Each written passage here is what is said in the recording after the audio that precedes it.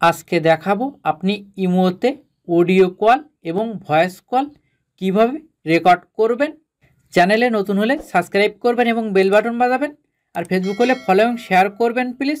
Play স্টোরে আসার পরে আপনি এএস আর ভয়েস রেকর্ডার লিখে সার্চ করে এই অ্যাপসটা আপনি ইনস্টল করবেন।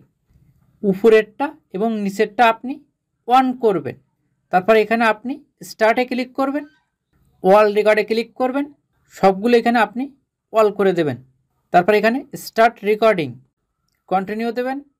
তারপর আপনি এটা ব্যাক পেজে রাখবেন। এখন ইমোতে আসি।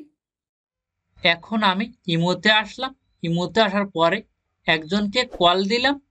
কল দেওয়ার পরে এখন কিন্তু আমি যে কথা বলবো বা সব কিছু কিন্তু রেকর্ডিং হবে। এখন আমি ফোনের উপর দিক থেকে টানলাম, এখানে কিন্তু রেকর্ডিংটা চালু আছে। আমি যে কথা বলছি সব কিছু কিন্তু এইখানে রেকর্ড হচ্ছে। ইমোটা আমি ফ্রন্ট পেজে রেখে দিলাম, ভয়েস রেকর্ডিংয়ে আসলাম। এখন কিন্তু এখানে কোনো রেকর্ডিং হচ্ছে না। যে রেকর্ডটা করবেন আপনি এটা কিভাবে শুনবেন। রেকর্ডিংটা সেভ করার পরে আপনি থ্রি ডট মেনুতে ক্লিক করবেন। ক্লিক করার পরে এখানে কিন্তু রেকর্ডিংটা আপনি পেয়ে যাচ্ছেন। আপনি এখানে থ্রি ডট মেনুতে ক্লিক করবেন। এখান থেকে আপনি শেয়ার করতে পারবেন বা অডিও করে আপনি শুনতে পারবেন। প্লিজ সাবস্ক্রাইব করবেন।